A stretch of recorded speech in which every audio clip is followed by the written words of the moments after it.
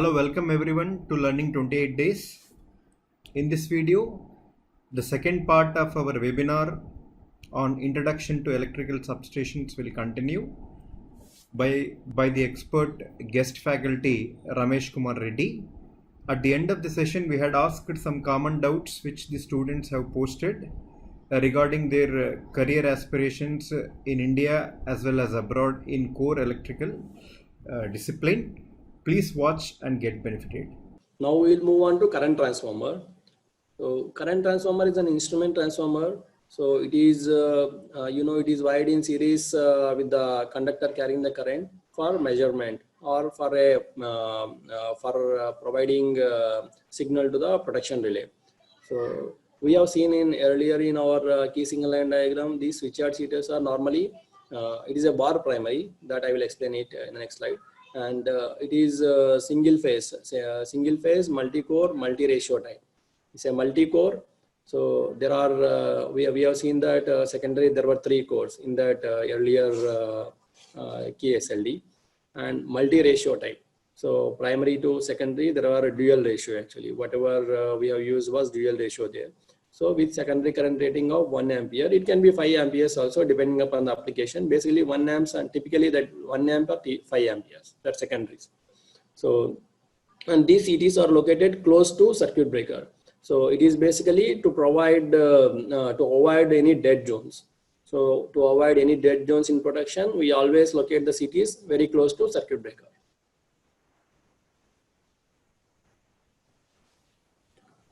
Now, based on construction, we can classify the CTs as bar primary, wound type, ring type CTs, so live tank or dead tank CTs. Okay, based on construction, we classify as these. And these wound CTs, where primaries and secondaries are wound on a magnetic core. So these are wound CTs. These are normally used in medium and low voltages. So in high voltages, we use basically live tank or dead tank CTs. These ring CTs are also basically used in medium and low voltages and basically for the purpose of core balance current transformers, where all 3 cores will pass through the CT and we'll get the resultant current in the secondary. And based on turns ratio, this can be classified as single ratio or dual or multi ratio. This we have already seen it in earlier slide. And based on number of secondary cores, it could be single, dual or multi-core. This also we have seen it. So mostly in switchyard we are using multi-ratio, that is dual ratio or multi-ratio, and dual or multi-core, and bar primary, and these are live tank or dead tank CTs. These are widely used in outdoor switchyards. Now move on to this live tank CT. In a live tank CT, here you see this is the line conductor on either side, and this primary is it is not insulated, and it is directly passed through your cores. And here it is a bar primary. It is not wound actually. It is a bar primary. It is directly passed through the cores, and in the cores the secondary is wound on the cores, and the secondary terminals are brought down. So this is a live tank CT, where your tank is at live potential. Your tank is at live potential and it is insulated from the ground. And this is a dead tank current transformer. In the dead tank current transformer, we are bringing this primary. We are bringing the primary and down, and because our tank is at ground potential, where our core as well as secondary windings are there. So this primary is insulated. It is a primary conductor is insulated. So this is the main difference. This primary conductor is insulated here, whereas in the live tank CT, this primary conductor is not insulated. Here core and secondary windings, they are insulated with low voltages because it is at, and these are oil filled transformers.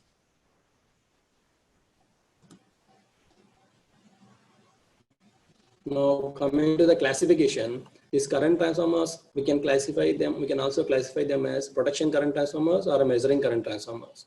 In protection current transformers, again we can classify as per Indian standard as class P or class PS. And as per IEC, Ramesh, 1 second, I want to just tell all the folks. Folks, many of maybe your students in third year or final year graduates, so you don't give much stress to these CTs. See, once you come to industry, the current transformer has a very, very important role in protection because most of the current protections are enabled by the current transformer. The first point which you have to know is that if the protection CT is different from measuring CT. Understand? And moreover, the measuring CT should be more accurate. More accurate. So, first doubt you'll be getting why you need multi-core CTs. Multi-core CTs are required because protection CT has different features, measuring current transformer has different features, and whatever he's telling in the next section about the classes and the standards, this is very, very important because if you take any ammeter, if you take any CT, they will only tell what is the class. Depending upon the class, you can tell that the CT is used where and for what it is being used. So this topic is very important. Just concentrate on this. Okay. Any lag which you are having, any backdrop which you are having, you can ask in the doubts. We'll explain, or we can even share a separate video introducing the basics of CT. But this section is very important. It is very much industry-oriented topic. yeah. Yeah. See, coming to the protection current transformer, see the purpose of this protection current transformer is to provide the signal to the relay. Okay. So your here the CT should not saturate for whatever the fault current is. So you have to select a CT that your CT shall not saturate for the fault currents and still give with a reasonable accuracy to the signal to the relay, so that your relay can sense that and give and take necessary action, that is tripping the breaker. Okay, so based on that they are classified as P class and PS class. So P is one protection class and PS is another protection class in as per IES. This is the Indian standard. This is a International Electrotechnical Commission. IEC is International Electrotechnical Commission. Here actually I have not told about what are the standards which are governing for each equipment. So the codes and standards itself you can cover it as a separate session if you want. But right now for this what I'm telling is as per Indian standards we are classifying them as class P and class PS. So class P is basically used for your overcurrent protection. So where PS is a special accuracy class. So where you need higher accuracies like differential protection.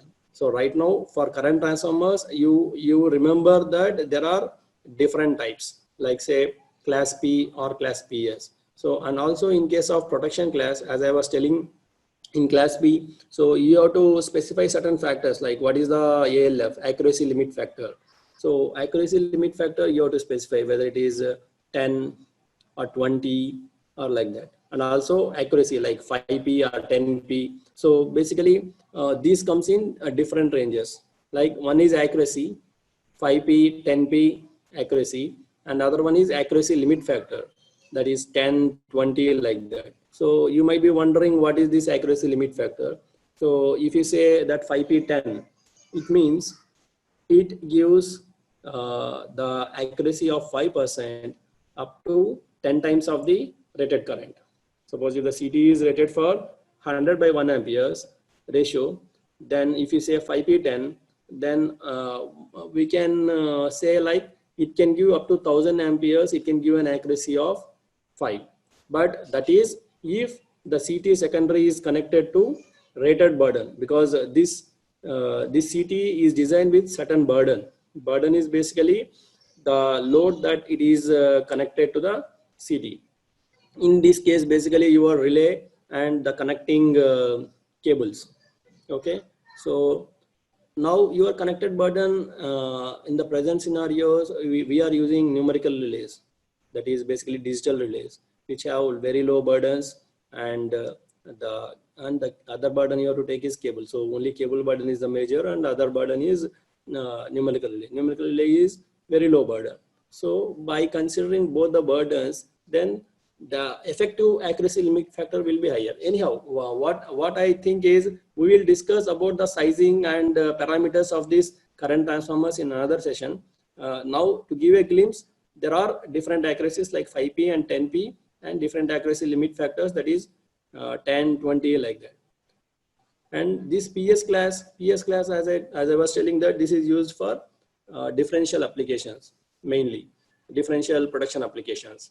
Okay, in PS class, we need to specify like what is the knee point voltage. What is the knee point voltage we have to specify, and what is the excitation current, IM. Okay, VK, IM, and what is the RCT of that, that is secondary resistance of the CT. So these three parameters has to be specified for evaluating the requirements of the protection of that differential protection. Okay, so if they are different, then your protection, it may saturate below your protection operates, then it will not serve the purpose. So the selection of those values are very important. So that will be covered separately in sizing. Okay. Now, as per IEC, the same, there are P class and PX class. This P and P is same, and PX is PS. Okay. And there is another transient performance has been introduced. So this is for the transient performance of the CTs. Then measuring class. In the measuring current transformers, we have different accuracies, which is 0.1, 0.2, 0.2 years, 0.5, 0.5 years, 1, 3, 5 like that. So where we use what, it all depends on the network where we are using that current transformer and the purpose for which we are using. Like say if you are using a tariff meter, then tariff meter accuracy classes that will be governed by the metering guidelines of the particular distribution company. In case it's that's what, in case it's distribution company, then the particular distribution companies will govern the metering guidelines. And in case of transmission company, which they are selling power to a particular distribution companies, they will govern the accuracies. So those are generally at higher accuracies, which are these 0.2 years, 0.5 years, what you are seeing. These are special accuracy classes, and these are specified for those tariff metering current transformers. Okay. So the other accuracies again depends on the voltage levels at which we are using the equipment. So for normal analog meters, ammeters, for general measurement, it can be 3 or 5. We can use 3. Mostly they use accuracy class 3, and 1 also is widely used, but you can even use 3. There is no harm actually. So 1 is, whereas HV, we always use 1. We will not use 3. 3 is used for medium voltage and low voltage applications, and high voltage accuracy class 1 is widely used. And for further higher voltages, normally 33 kV and above 0.5 is the 0.5 and 0.2. These two are most widely used. Now we will go to voltage transformer. So these voltage transformers, basically we have seen the key SLD, where which converts, means when we have to reduce the voltage from high voltage to low voltage, because normally we use low voltages for measurement, and because our measuring meters and relays operate at low voltages, so you need to reduce that voltage. So we use this instrument transformer, voltage transformer, okay, for measuring and protection, for feeding the measuring and protection devices. So we can classify them as inductive type and capacitive voltage transformer type, so EMVT or CVT. So you see these are the two types, EMVT and capacitive voltage transformer. EMVT is nothing but a normal voltage transformer where primary and secondary windings are wound in a core. Whereas when it goes to little higher voltages like 66 kV, 132 kV, so you will split this voltage, this stage. We will split this into 3 different stages actually, so that you can have lesser voltage insulation for the other stages. So for that you need you will be using coupling windings, so that your voltage ratio is reduced by stage, and your secondary winding is wound on the last stage. Okay, this is basically done to have non-uniform insulation for each stage actually. So this stage may be insulated, which is directly to the voltage where it is connected, and further you keep reducing the insulation, and you can when it comes to here, it will be very less insulation to save on the cost of the insulation, and to reduce the cost actually. So 130 kV and up to 220 kV you can use this EMVT, that is electromagnetic voltage transformers. Then beyond 220 kV, this will be very expensive, so you go for capacitive voltage transformers. In capacitive voltage transformers, we use a capacitive divider for reducing the voltages, and this capacitive, since it is a capacitor, to nullify that we use a reactor, and it is tuned to the power frequency so that the effect of this capacitance gets nullified and the error gets reduced in the measurement. And since you cannot have large capacitances to get to the voltage to the lower levels like 110 volts, we will have higher voltage, maybe 10 kV or 11 kV, wherever, and then you will have a cheaper normal inductive transformer. So this is basically a capacitive voltage transformer, and it is widely used for 220 kV, 400 kV EHV voltages. Now you can see this is a picture of a CVT where the capacitive divider will be there, and here you can see here basically. So capacitive divider will be there, and here below you will have that EMVT and coils. Then the terminals will be available in the secondary terminal box. And this is a typical EMVT. Now we'll go to surge arrestor. So these are basically provided to protect the network from over voltages that may arise due to lightning, or in case of extra high voltages, it may be due to switching. So these over voltages you need to suppress. So you need a surge arrestor for suppressing these over voltages. Otherwise, they may cause flashover and may seriously damage the equipment. Okay. So whenever there is a transient voltage appears at the arrestor, then the arrestor conducts and discharges the surge to the ground. So this over voltage is reduced sufficiently. Once the over voltage is reduced sufficiently, it stops conducting and the circuit is returned to normal. So basically, you are using surge arrestor to protect the equipment and your further network from over voltages. The surge arresters are classified as gap silicon carbide surge arresters and metal oxide surge arresters. So these gap silicon carbide resistors were used earlier days. Nowadays, we are using only metal oxide resistors. These are available in various forms: gapless, series gapped, and shunt gap type. So this is the typical figure of a nonlinear gapped silicon carbide surge arrestor, and this is a metal oxide surge arrestor. So these have extremely nonlinear voltage current characteristics and high absorption capabilities compared to silicon carbide resistors, and they have completely replaced these silicon carbide surge arrestors. So based on the applications, we can classify them as station class, intermediate class, and distribution class. So in station class surge arrestors, these are having superior absorption capabilities. These are widely used at about 20 MVAs. And in the ranges of 5 to 20 MVA, we use both station class and intermediate class surge arrestors. So intermediate class surge arrestors, they traditionally are used in the range of 1 to 20 MVA for substations and machines.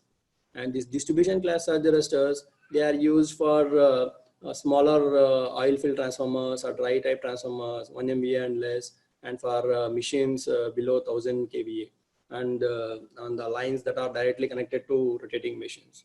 These are the various types and applications. Now coming to the insulators, so there are different types of insulators that are used in a substation. So these are like a suspension insulator, a string insulator. This is a suspension insulator. This is a string insulator. This is a bus post insulator. So this bus post insulator you have already seen earlier. It is supporting the equipment and provides necessary creepage and clearance. And the string insulators are used for suspending a line from the gantry or a tower. And these strain insulators, whenever there is an extreme, means high tension, or whenever there is a dead end where the line is suppressed to high tensions, there we use a strain. So these wave traps are line traps. These are key components in the power line carrier communication system. So from substations to substation, we have power line carrier communication, where high frequency signals are superimposed, like voice and protection signals at high frequencies over the transmission line. That is a part of the power line carrier communication. So what it does is it traps these high frequency signals before entering the substation, and it will divert these to the equipment, PLCC equipment. Okay, this is a transmission line which is laid on the towers, and we can see there are line traps on either side. So when we are using a this power line carrier communication on both ends, you install a line traps to tap that high frequency signals. Now we can see the typical layout plan. So we have seen the key diagram before. We can see the typical layout plan. See, this is the overhead line which is coming from the other substation. See, here we can see the first thing is the surge arrestor. These are 3 surge arresters, one for each phase. And then you can see there is a CVT, capacitive voltage transformer. And you can see here bus post insulator and wave trap is there below the tower. So which is superimposed along with the tower actually. So then you can see a bus isolator here. This is a center break isolator. That's why it is shown from the center, opening from the center on both these line sides. And then there is a circuit breaker, CT and circuit breaker. Here CT and circuit breaker are the same, this one. Then you can see here isolator. This is a current transformer and this is a circuit breaker. I'm sorry. This is a current transformer and this is a circuit breaker. So then you can see this is a main bus 1. This is a tubular bus bar. This is main bus 2. And these are the bus isolators. Bus isolator 1 and 2, and these are the tappings here. So we'll see the section also. So we'll see the section of this. This is section 2.2. We'll see. Section 2.2 will give the picture of that in section. See, what you can observe, it is a 3-phase diagram. It is not a single line diagram. All 3 phases are shown. See how complicated the diagram looks when you depict everything in 3 phases. The diagram typical layout plan looks so complicated. Huh? And it is a physical arrangement of the components. In all 3 phases. In all 3 phases, that is. Yeah. Now, if you go to section that 2.2, the same thing you can see here from the transmission line terminal tower. It is coming here. The above one is a ground wire. Okay. So this transmission line from transmission line tower, it is coming here. It is here you can see these insulators, strain insulators, and this is the conductor. And here there are tapping. These are also connectors actually. So different connectors will be there. These key connectors and these connectors. It is tapping. This is a strung conductor. So it is going to surge arrestor here, lightning arrestor. So then further the another tapping, it is going to CVT. Here it is not directly terminated in the CVT. Here maybe this is because of the load that it might not have sized for it. So it is terminated on the bus post insulator, and from bus post insulator it is connected. Then here you can see this one for R and Y phases. Here this is a wave trap actually. So this is a wave trap suspended from top, and it is only for R and Y phases. So only for 2 phases. The power line carrier communication, they are using only these 2 phases. So they are using wave traps in these 2 phases. And then further from here, it is further going to isolator. Okay. And from isolator, there is a current transformer, circuit breaker, and this circuit breaker is connected here to the bus isolators. This is the center point. This is isolator 1, bus isolator 1 and 2. So these are both the buses, main bus 2 and main bus 1. Okay, these are the isolators, and this circuit breaker. That is basically this circuit is connected here. Okay, here is the main bus 2, and this is a bus post insulator here for connection actually. They use it for this connection. So this is actually layout of what the key SLD, what we have seen earlier. Okay, so this is how a layout looks like and how the equipment is arranged. Thanks, Ramesh. I think we really appreciate because most of the participant, I think even in my time also, the main challenge is how can I really start a career in electrical engineering, because the sentiment is always in machine learning and data science. But in electrical engineering, the career can be really fulfilling and the career, there is a significant growth prospect, I think. That's something I think if you can little bit highlight on that to the participant, then they will be encouraged what they have to know, how they will proceed, and how they will eventually can. What are the job prospects in electrical engineering? I mean, what kind of right now upcoming things coming in electrical engineering where there will be more jobs? Can you little bit share those details, maybe from even international market perspective, job market perspective, so that students can get some more idea? Yes, yes. Yeah, thank you. Actually, I thought of introducing what an electrical engineer does in the industry. Now it goes further to that now. See, now upcoming, we can see the trend is going to non-conventional energy. So there are a lot of solar PV and solar thermal power plants, wind turbine power plants are coming to the generation point of view, and even transmission sector, as I told earlier, they are further expanding to 1200 kV network to transmit the power, because the present they feel that the present voltage levels that what they are doing is not adequate. So considering that, there will be definitely a lot of revamp in the transmission sector also, because once this 1200 kV, it already is operating actually, but it is still they are testing the performance of that. So we can see once it comes into operation, then there will be a lot of new substations are going to come at 1200 kV, and there will be a lot of upgradation of the networks, existing voltage networks, and there will be complete revamp of the transmission sector. And moreover, the demand in India, demand in India is increasing day by day, and the projected generation also doesn't meet that demand. So considering that, there will be enough of opportunities which are going to come. I don't say that it is a booming sector or something like that, but still it has a lot of thing which is going to come for the fresh engineers who are going to join these sectors, be it a power generation sector, be it a transmission sector, be it a distribution sector. And now in distribution, now there are other challenges which are going to come regarding the distributed generation and integration of the distributed generation to the grids. So that challenge is going to come in the near future. I mean, that challenge is already there, but that will become more prominent in the coming days, because there is a lot of generation being happening in India, the non-conventional generation, solar PV.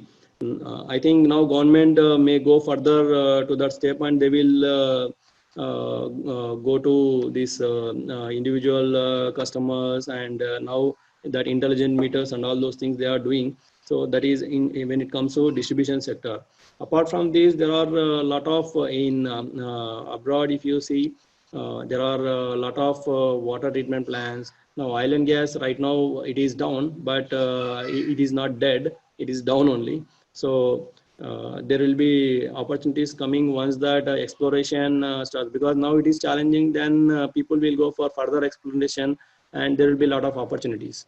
So I see that these are the major areas, so where you can look for the opportunities in electrical engineering. So I hope this is what I can tell right now. Okay. Yeah, I think that's a very good insight, Ramesh. The other question which usually students have in mind, let's say I'm a BTech student in my third year or fourth year. Uh, how eventually can I get a job in international market beyond India as a electrical engineering? So how should they should approach that? They know that tomorrow they cannot get, but what should be the way that these are the steps they should follow, so eventually 6 years down the line they can eventually get a job Yes. in international. Yes, very good. It's a very good question actually. Actually, going to the international market, see wherever you go. Say, suppose if you are aiming for Middle East, or if you are aiming for Australia, if you are aiming for Canada, if you are aiming for the particular area, So the first thing that you have to be aware of, you have to be aware of that is nobody is taking a fresh engineer from the market straight away. So first you need to gain the experience. Where you are working is not more important. What you learn is more important. So the experience is more important. So once you start working in any engineering consultancy, or you are working even in as a site engineer, you can gain a lot of knowledge, actually lot of experience you can gain within 5-6 years. So the more you concentrate on learning, so the more experience you gain, and the more you take responsibility, the more experience you gain. So once you gain that experience, then automatically, and when you are in that field, you will get a chance to interact with various people. Be it a detail engineering. Suppose if you are a detail engineering consultant, then you get a chance to meet the vendors, you get a chance to meet the clients. So these clients are not only from India, they are from abroad also, and they are also from abroad, like say vendors, they are also from abroad. So when you get a chance to meet them, then you will know the opportunities available with them, and moreover with the experience that you have, and they might be impressed with the knowledge and the experience that you have, and you will that is a easy path actually. Rather than directly aiming for international market, you have to gain experience and you have to demonstrate your skills basically in the industry. So be wherever you are, be in a generation, or be there are different, like say you are an engineering consultant, or be you are in a client's engineer, or you are supporting construction. So there are different areas are there. So in all cases, you have to gain experience from the industry. Once you gain experience from the industry, then you have to demonstrate there your skills. Then obviously you will be knowing the path by yourself. Yeah, I think that's a very good, and probably the last question I'll ask, maybe on behalf of your students only. When you, let's say, go for to take an interview, so definitely there are certain key concept you expect a student must know. So can you little bit, or how you judge? Okay, I should. I mean, when you take the interview, how you decide? Okay, what kind of key attribute you look in the students? Can you little bit elaborate on that? Yeah. See, actually, I don't say that in this industry, normally interviewing a fresher, you will never get an opportunity. You might be interviewing someone who has already worked somewhere, at least for 1 or 2 years.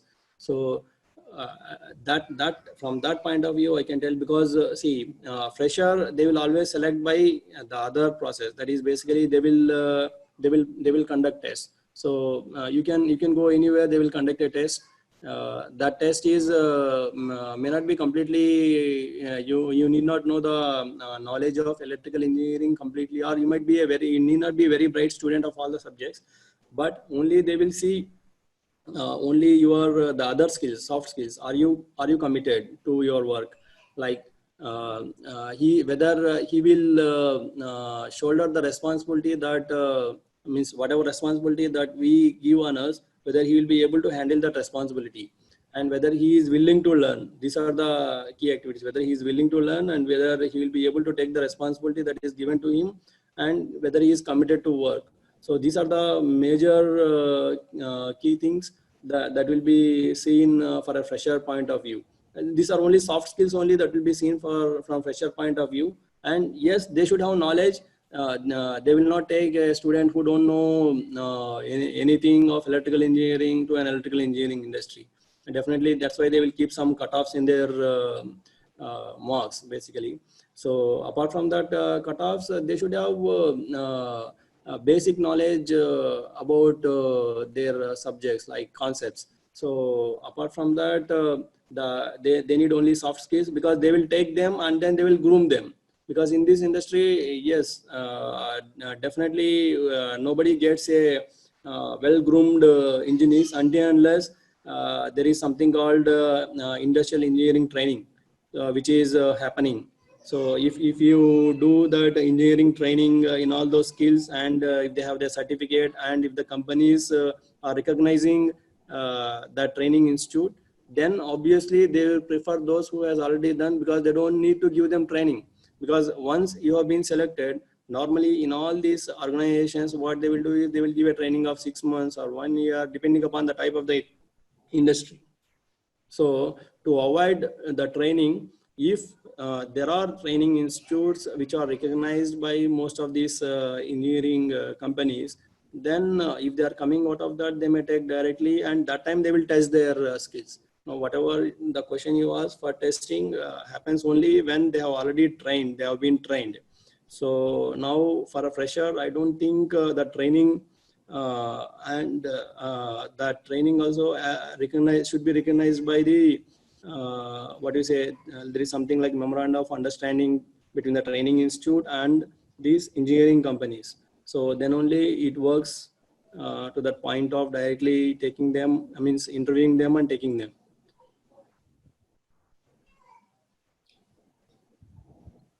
Okay.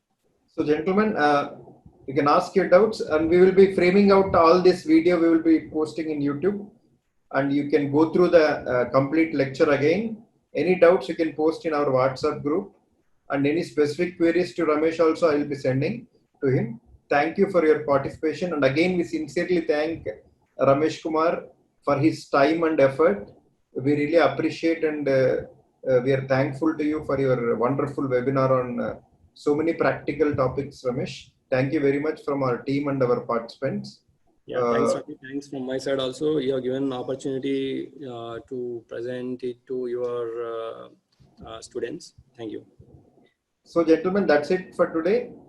Thank you very much for your participation, and keep join our WhatsApp group, join our YouTube channel. You'll be getting such very interesting webinars and updates